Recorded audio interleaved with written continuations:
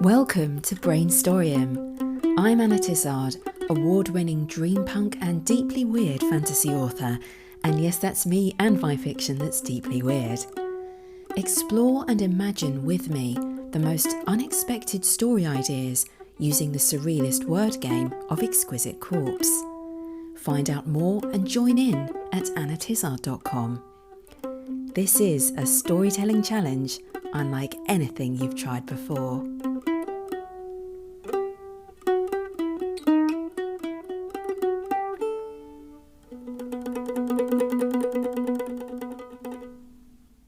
Hello, imaginative people. I'm Anna Tizard, and this is episode 111 of Brainstorming, or for those Tolkien fans among you, the 111st episode.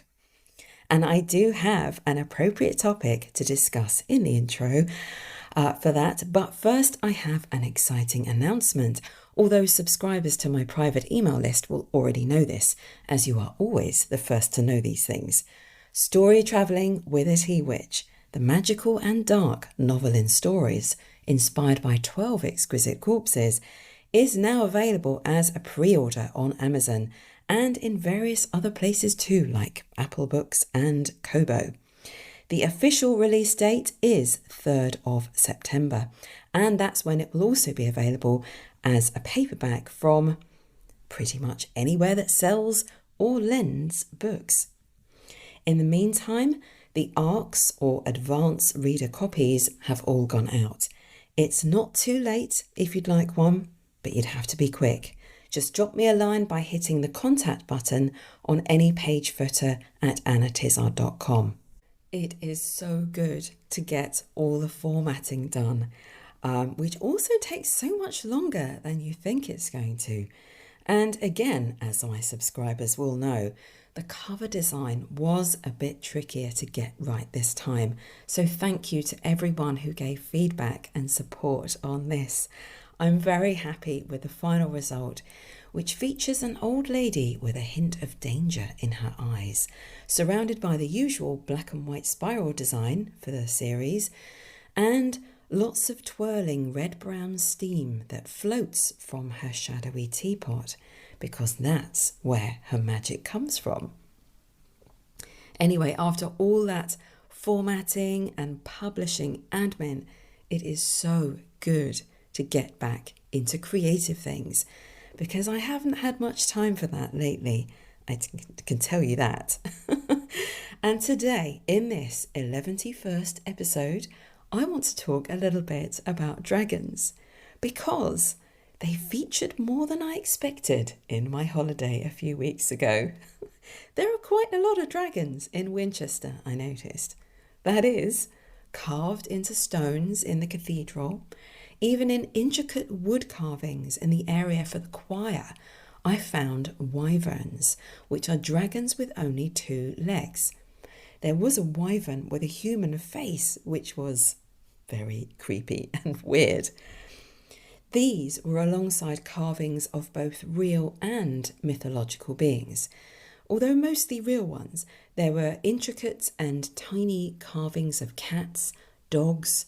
There were also green men type beings emerging from vines and foliage called foliates, and a monkey with a harp. Though monkeys had never actually been seen by these medieval carvers. So these would have been based on descriptions passed on from those who had had the luxury of travel, or drawings, I suppose. But there were enough dragons around for me to ask one of the deans of the cathedral, did people in those days actually believe in dragons? The guy I spoke to said it was a very good question. In other words, I don't think he knew. He really wasn't sure.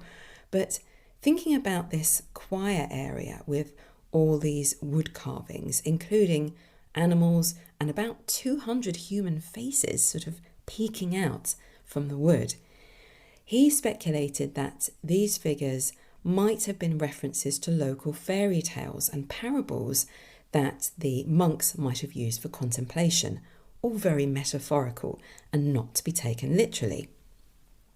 Some creatures, like the wyverns, would have represented evil, and as our tour guide, he pointed out that the wyvern faces were all tucked tightly into the corners of these sort of roughly triangular sections that had been carved, as if to sort of control them more, sort of muzzle them and pin them in the corners. So from a religious perspective, it seemed uncertain, a bit doubtful as to whether the monks believed in dragons, literally, and the monkey with the harp thing. But I did some more digging after that.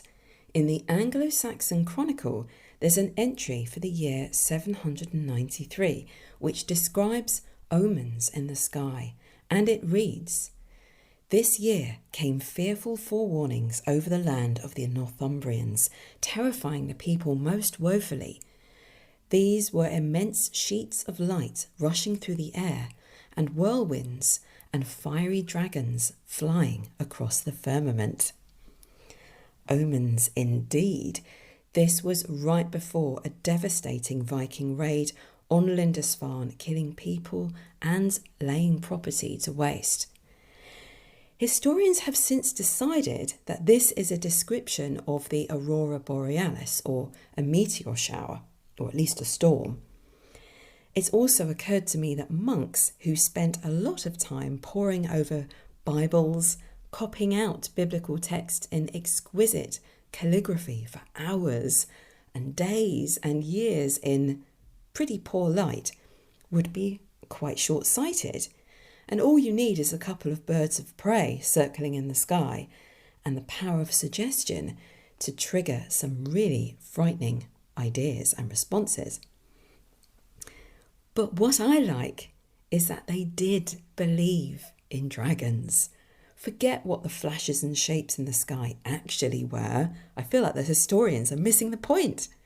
In this written account describing sheets of light and other storm-like disturbances, why would they throw in metaphorical ideas in all of that? Unless they were obviously making comparisons.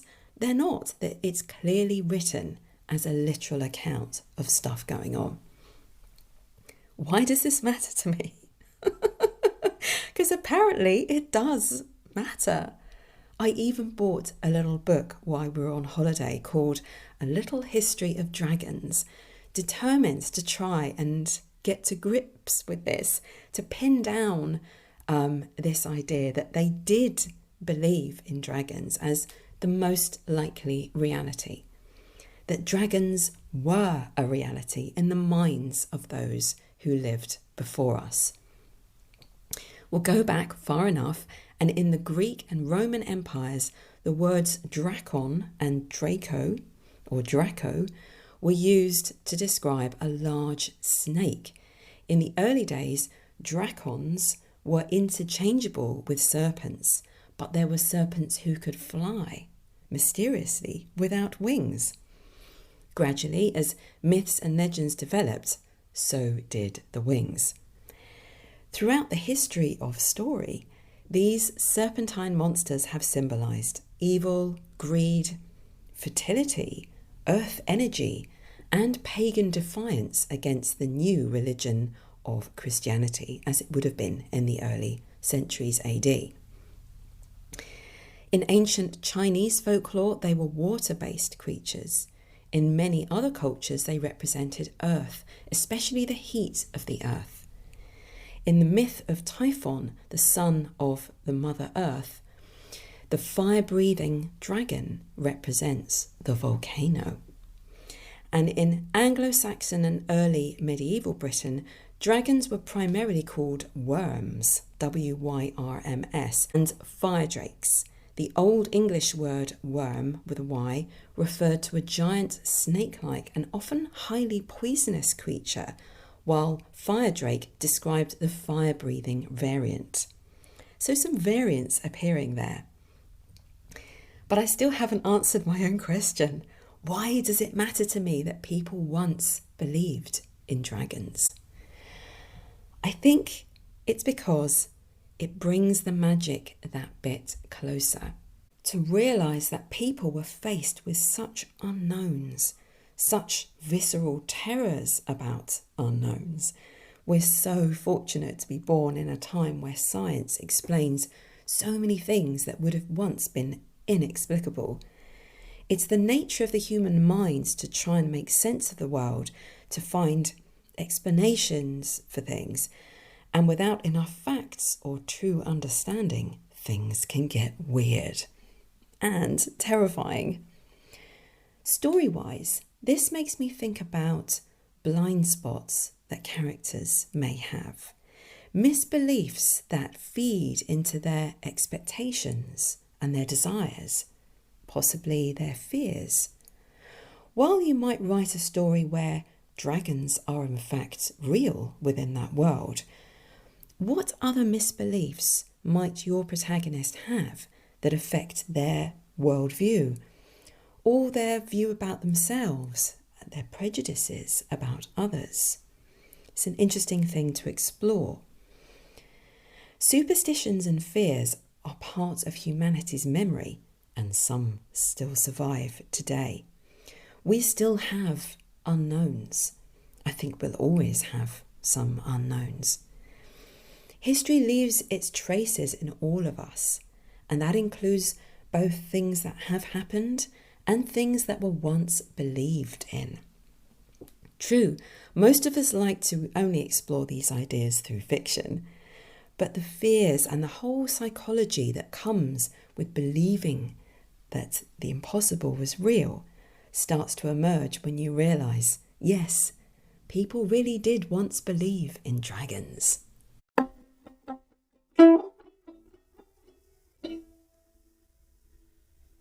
Now it's time to share some of the wonderful creations of my listeners based on prompts from this show. Catherine, welcome to the show, Catherine, wrote about the monotonous exorcist, which was a very creepy word combination that came up in show 110. She wrote, "The exorcist's cloak opens its wings. She rises buoyant on spiritual things. Flashes, rushed winds, shimmering flares, the demons forced out by her murmured prayers. Hands clasped by a bedside, a candle that sputters, her mutters monotonous as the curtain flutters. There's many a villager believes it's all staged, but her power is subtle, a quietness raged." Ooh, this is eerie and vivid. I feel like the cloak image sort of lingers in my mind, that first image of her levitating. And at the end, a quietness raged. That is an intriguing word combination, almost like an Exquisite Corpse. But I've just realised on reading this out loud that the rhythm and the rhyme of a poem kind of invokes this atmosphere of chanting, as this monotonous exorcist must do. Thank you, Catherine. Sabina Mehta wrote in with an idea based on the same prompt because, of course, you can just describe an idea. You don't have to write a complete story or poem. She wrote, "What if the monotonous exorcist literally uses sound to suppress and draw out people's demons? He sings in a deep, monotonous tone, and his voice appears in the air like twisting smoke. It reaches down through the person's throat and entangles itself with the demon, sort of grabbing hold of it to pull it out." Wow, that is both practical and ethereal. I love this idea. That's something you could really build on. Thank you for writing in, Sabina, and welcome to the show as well. Finally, Harold Loomis, who writes sci-fi and horror, gave a dark twist to the highly unlikely Exquisite Corpse. The quiet as a mouse dung heap, despised conformity, and yearned for the sunburned princess. This is not for the faint-hearted when you try and take an entire Exquisite Corpse. Harold wrote, There she was, dancing in the meadow again. The crown on the princess's head was slightly askew. The gold of the crown shone on her sunburned cheeks. She gleefully asked the flowers, "Why am I prettier than you?" As she danced away in the field, she looked scornfully at the peasants. She didn't want to be near them. I was like her, full of disdain for the ugly people. How I was wrong. When I was prince of the very same castle many decades ago, I didn't care what people thought of me. I knew I was better than them.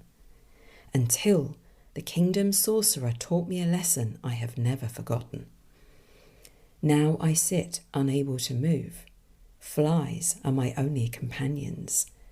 I get refreshed for all eternity as long as people throw more dung on my pile. If I could reach out, warn her that her life will be in ruins for her behaviour. Why? Why did it take me becoming this to change? The sorcerer is no more. All that I knew does not exist, but I will go on, wallowing in my filth forever. Oh, this is a different kind of dark. It has a proper fairy tale-like cruelty about it. See, I was chuckling about the noun dung heap when it first came out of the Socks of Destiny, but this just shows what you can do when you turn that into a situation full of tension and regret. Thank you, Harold, for your story. And thank you to everyone who sent stories for the show. Sorry I couldn't share them all, but it means a lot to me that I'm inspiring you. Right, now it is time to reach into the timeless portals of our imagination and see what lies in wait for us in the Socks of Destiny.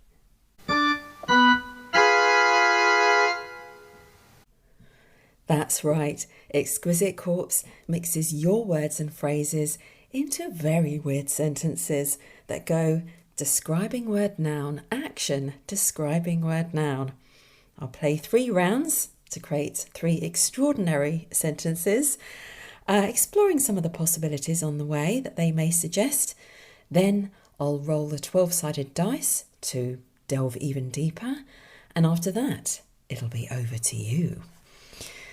So let's just see what is our first word. I'm going to go deep into the describing word sock and see what we have here. Oh, 2 stuck together. Okay, this one's from Paul Thomas. Horrific. Ooh, okay. Something dark awaits us. The next word is from... This was someone calling themselves me, but it is not me. Cat. A horrific cat. Some imagery comes to mind of an extremely angry cat. Let's find ourselves an action for this horrific cat.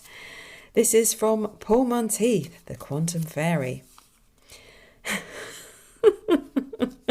Travelled to Oz with. Now, is this how the cat became horrific? Or was there some horrific reason why it wanted to, or was caused to travel to Oz? Okay, so the next word is from Anonymous. Melancholic. Bit of a negative sounding couple here. And final word is from Alessandro Bozzo. Centaur. Oh, okay. So altogether we have the horrific cat travelled to Oz with, the melancholic centaur.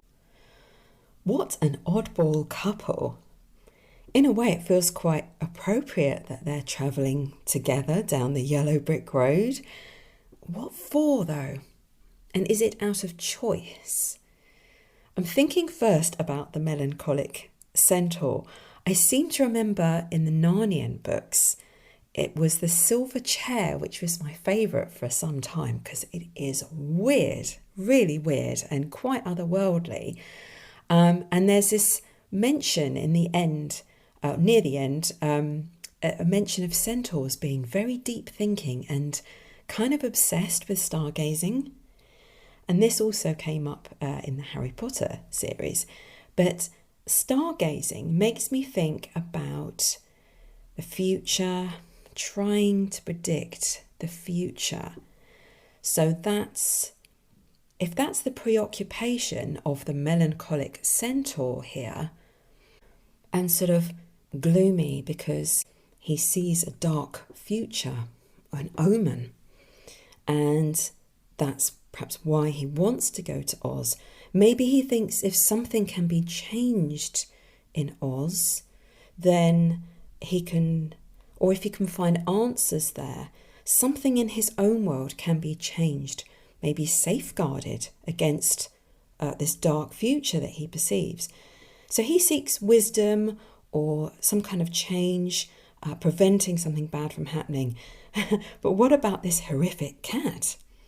Why does that want to go with him? Well, I mean, it's great to have characters who contrast each other so you can have conflict and they want different things. But what if, I like the idea of them ending up on the yellow brick road for very different reasons. In fact, the centaur who is practiced in his own magic, he has his own kind of magic. He's there out of intention, like he's decided to go there and he's used his magic to get there. But the horrific cat maybe is there unintentionally. And I don't know, maybe it got caught up in a fight because it's really aggressive and perhaps a little bit evil, and ends up horribly injured. And somehow, well, perhaps so close to death that it slips into this other realm and lands up in Oz. I mean, this is kind of the beginning of ideas of why they're there, but often that's all you really need to start out with is characters and reasons for things being the way they are, the beginnings of reasons, and a clash, a contrast. I think I'm going to reach into the socks again for another word or two. This is from Paul Monteith again. Florid. Okay, so that can mean red or, well, flushed in the face, whether through embarrassment or illness or something like that.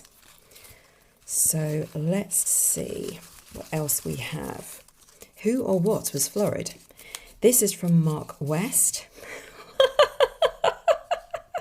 Cheesecake. Okay, so this is not a person who's embarrassed. It is a cheesecake with some kind of red currant dressing. I mean, some people consider that to be sacrilege, right? Okay, the action is from Anonymous. Befriended. Okay, maybe this is a person and we've just got to try and find a way around this. Next word is from Alessandro Bozzo. Manic. Okay, final word is from... Oh, I've got a whole tangle of them. This is from Avery. Oh, I'm sorry, but earbud. We're going to have to be really inventive about this one because, believe it or not, the florid cheesecake befriended the manic earbud. Of course it did. And I think by now I nearly said my cheesecake. No, my green tea is now brewed, surely. So let's give this a stir.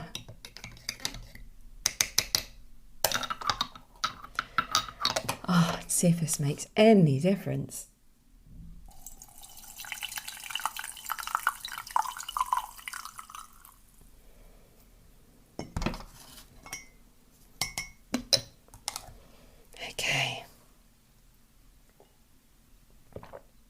Okay, so once more with feeling. The florid cheesecake befriended the manic earbud. I'm just going to focus on the last bit first because that seems more curious to me. What could a manic earbud be other than an earbud?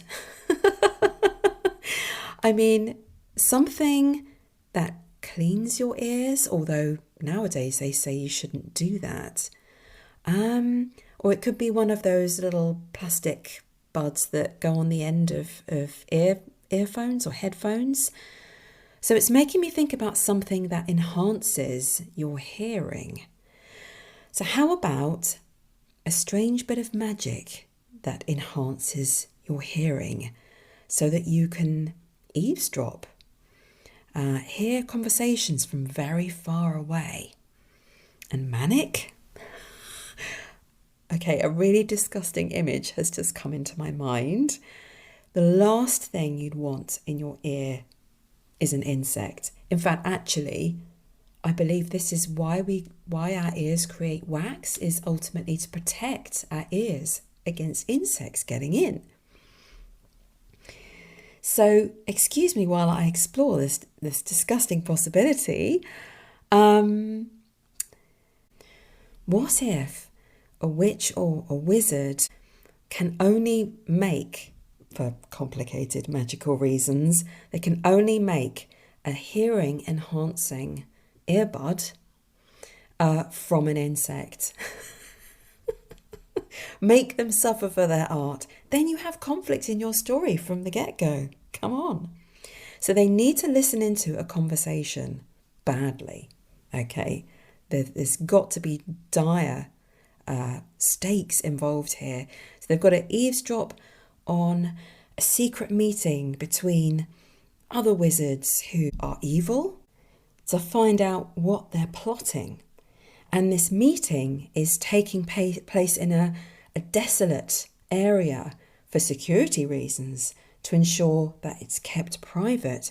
So maybe it's in the middle of a desert, so you could see anyone coming from miles away. Or maybe it's in a deep cave with giant trolls guarding the openings to the caves. So there's no way you can spy on this meeting in person, except, I mean, maybe there is an alternative. Maybe if you were to turn yourself into an insect so tiny, like a flea, that you could hop in. But then maybe that's a really painful thing to do with magic, and it's an awful long way to hop. Okay, so the only other viable option is a complicated magic that turns an insect into a sound enhancing earbud, wriggling as you insert it, hence a manic earbud. And get this, it turns out the insect that your protagonist has chosen is actually a fellow witch or wizard who has turned themselves into a flea or a fly or a beetle for the same reason, to spy on the same evil council. So now they have to go through this ordeal of being inside someone's ear, and real apologies. This was an absolutely disgusting idea. And while I've worked out one possibility for the manic earbud, I have not worked out why the florid cheesecake befriended the manic earbud. Unless, of course, said earbud insect ends up in a cheesecake as part of its escape plan from somebody's ear. Hopefully the next Exquisite Corpse will be somewhat less disgusting. Let's try for another word. This is from Alessandro Bozzo. Intelligent. Okay, who or what is intelligent? This is from Paul Thomas. Owl. Got a lot of creatures going on today, I feel. Let's find an action. This is from VJ Wild. Dived off a cliff with. Well, I mean, if an owl dives, quite often it's going to swoop back up again. Next word is from Mark West. Tasty. Final word. Come on, be a good one. This is from Sean, also known as Blue Wizard Facts. Seagull? What? So the intelligent owl dived off a cliff with the tasty seagull. They're both birds, taking off from the top of a cliff. Surely we cannot be faced with an entirely naturalistic situation here. I'm going to have to throw some fantasy in here somehow. But how? What clues do we have? An intelligent owl, someone who's thought it through, whatever this is. What is this? Two people dressed in bird costumes? Ones that are meant to make you fly? Like those glider suits I've seen. Not really flying, but pretty dangerous stuff. It's pretty wild with these fixed wings and you just kind of glide dangerously close to rocks and things. But maybe this exquisite corpse is to do with shape-shifting and invoking the power and flight of a bird just for the thrill of flying. You know, when I was about 10 or 11, I was obsessed with this series called The Little Vampire by Angela Summer Bodenberg. And they were mostly cozy. Like there was only a hint of darkness in it. And I found myself questioning, why was I obsessed with this series? And I think the thing that really got me was just the fantasy of being able to fly and the whole secrecy thing. Because the protagonist had to keep it quiet from his parents that he has these friends who are actually vampires. But yeah, aside from the secrecy thing, it was flight. And they had this mysterious substance, this liquid, they called it rats for some reason, which is very, very bizarre, that you would soak your cloak in and it made your cloak buoyant so that you could fly with it. So weird. But the thrill of flying, now that's worth exploring through fantasy. If you've ever felt that way about that, the sensation of soaring, that freedom, and being able to see all the rooftops, seeing everything from above. Fiction is first and foremost escapism. So why not have your characters pursuing the same thing, wanting to escape and experience something thrilling? And that could be the reason, the beginning of why the intelligent owl, or someone aspiring to be an owl, dived off a cliff with the tasty seagull.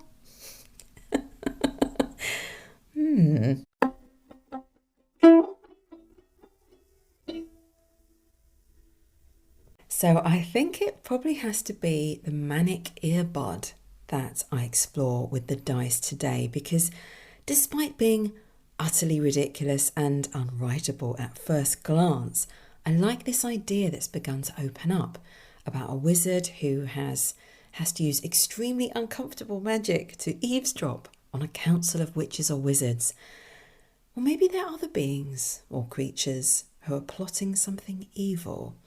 And the only choice left to our protagonist is to turn an insect into a kind of earbud that makes their hearing so acute and so directable to this council meeting that they'll get to hear it all and not be distracted by other sounds. But what is this story really all about? There are so many different directions and details that are possible at this early stage. So why not use a 12-sided dice for a few pointers? Let randomness step in and do some of the work for us.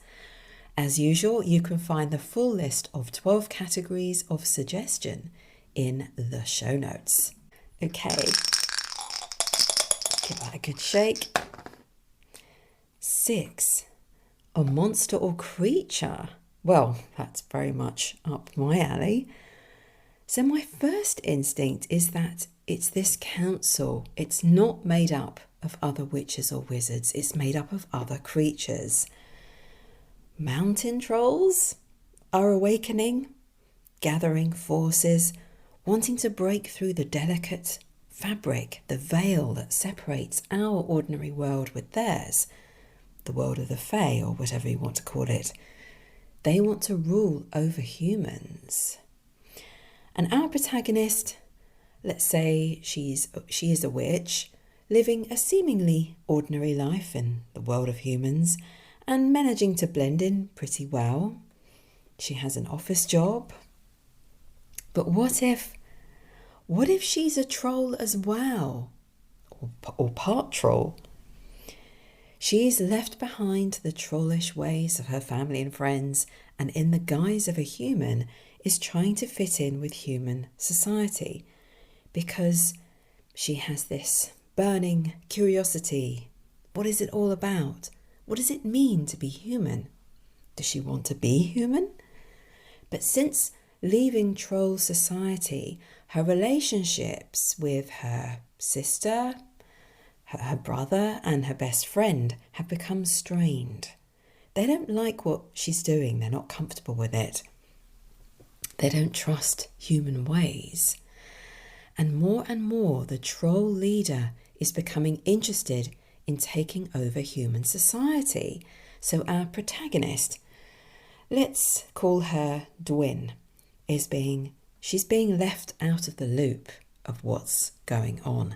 She's aware there are things her sister's not telling her, but then there'll have to be a snitch to tell her, to let it slip, maybe in the form of a little bug. It's a bug that does the bugging. A beetle who flies across long distances and visits Dwin in a small cave by the seafront, which is where she goes once or twice a week to speak to her friends and family. How? On a mobile phone? I'm not sure they'd be very comfortable having such a human device. Maybe there's some trollish magic she uses in this private little cove where humans don't normally go because it's under a very rugged cliff and there are no sensible footpaths along that way. And all the sea stretches ahead of her as she waits, a wide scape of nothing but grey ripples nudging the sky. And right on cue, her beetle friend buzzes in. Maybe this is how she communicates with her family and friends. They exchange letters carried across long distances by their beetle friend. I kind of prefer that.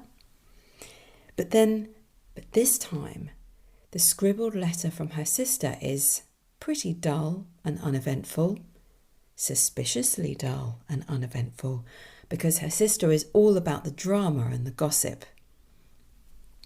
But the beetle sits and watches Dwin with his big, shiny eyes, then tells her in a quiet, reluctant voice that things are changing fast. You must never tell a soul that I told you this. King Tyrus is calling a big council and is setting out plans to go to war with humanity. But what can she do? Dwin's just one troll on her own, and a petite one at that. That's how she blends in so easily with humans, using minimal magic, with minimal discomfort. Well, she's about to get a lot more uncomfortable with the magic she's about to try. But what's next though, apart from deciding that the only way she can eavesdrop on this meeting and intercept the troll's plans for war is by turning her dear beetle friend into a magical, if manic, earbud, which seems kind of rotten since he's just risked his life trusting her with this top secret information. Okay, what do the dice say? 10. A scar, physical or psychological? Now that's different. It's as if the dice is prompting me to look at Dwin's character more deeply and find the answers there. There's something about her that I need to work out to make this situation more personal. And in general, I was just thinking, when I'm working on a story idea, this is probably the right stage for me to start building the main characters if I haven't already done so. Because, and I realise I'm often saying this, the heart of a story beats with the reason why. The personal reason why. These stakes, however big, however they affect other people and trolls who we may never meet in the story, they must be fully intertwined with what she needs, what Dwin needs, or what she desperately fears. And the word scar takes me closer to desperate fears. The beetle stopped talking. Dwin had hardly noticed. The sea rolled on, foam hammering the edges of the rocky shore. Like the persistence of a memory she just couldn't push aside, it jabbed and jabbed at her. It was the real reason why she'd left their under-mountain city. The endless networks of tunnels, a smooth-walled labyrinth lit by glowworms, had once meant home and safety.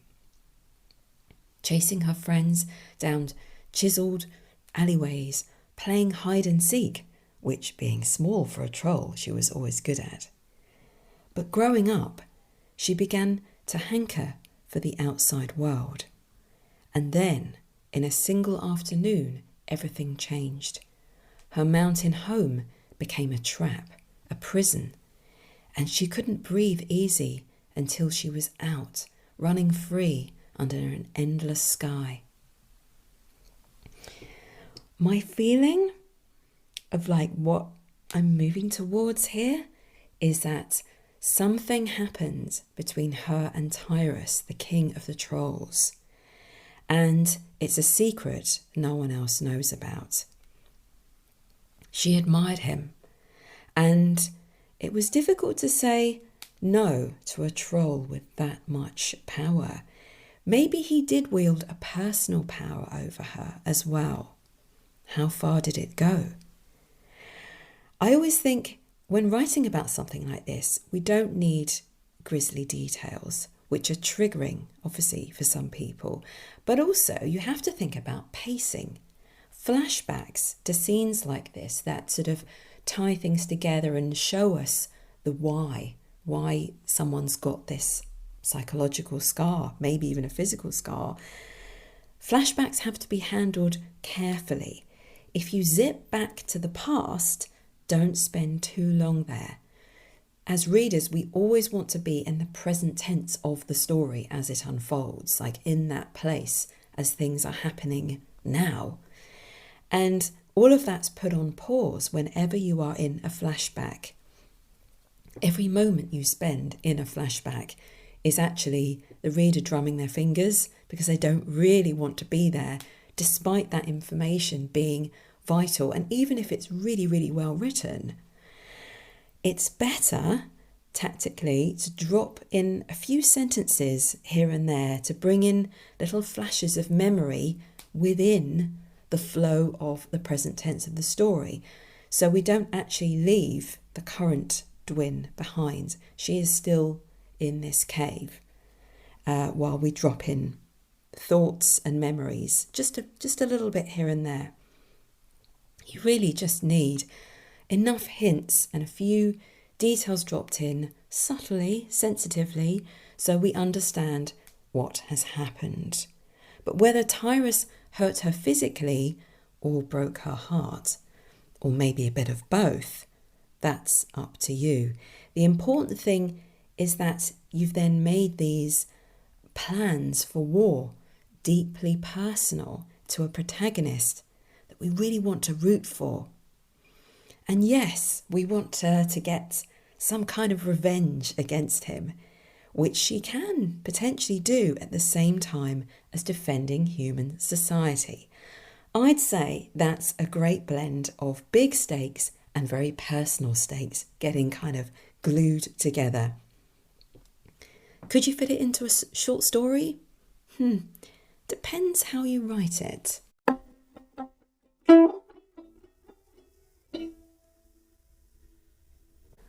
And now for some publishing opportunities.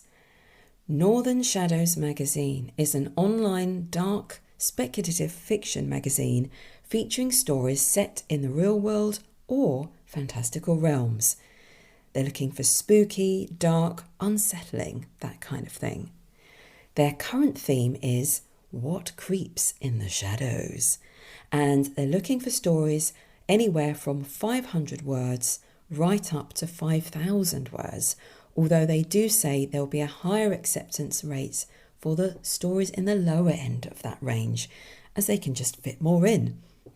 Submissions for this theme close on the 15th of August, or whenever they reach 200 submissions. Find out more at northernshadowsmag.com. Paranoid Robot Press is a small independent press devoted to the strange side of speculative fiction.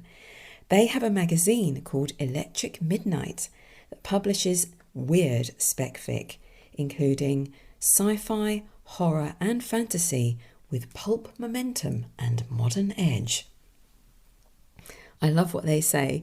They say, we're here for stories that don't behave, the kind that slip their leash, stare back at the reader and leave a faint burn mark on the page. Their preferred story length is 2,000 to 6,000 words. However, they will also consider flash fiction as low as 500 words. Check out their full guidelines at paranoidrobot.press. As usual, I don't know any more about these publishers than the information I've just found and read out to you from their websites. Whoever you choose to submit to, always run a check on Google for reviews and comments, what people have said about them, and read the terms and conditions of publication to ensure they suit you. But will you write about the manic earbud? About an intelligent owl diving off a cliff? Or the melancholic centaur? Now I like that one. Why is it melancholic? Whatever character you create, see what happens when you explore what they believe about themselves or the world that might not be true. Or why they want what they want. Because I'm always saying it, the heart of a story beats with the reason why. Why not tell me in 250 words or fewer? Just hit the submit button at annatizard.com. I love to hear from you. Until next time, go forth and be inspired. I hope you enjoyed today's Brainstorming. You can find out more about Exquisite Corpse and my series, The Book of Exquisite Corpse, at annatizard.com. Subscribe to my e-newsletter and you'll get Volume 1 for free. And while you're there, why not submit a few words to the Socks of Destiny on my play page? You may inspire me or inspire yourself to write a unique new story. See you next time.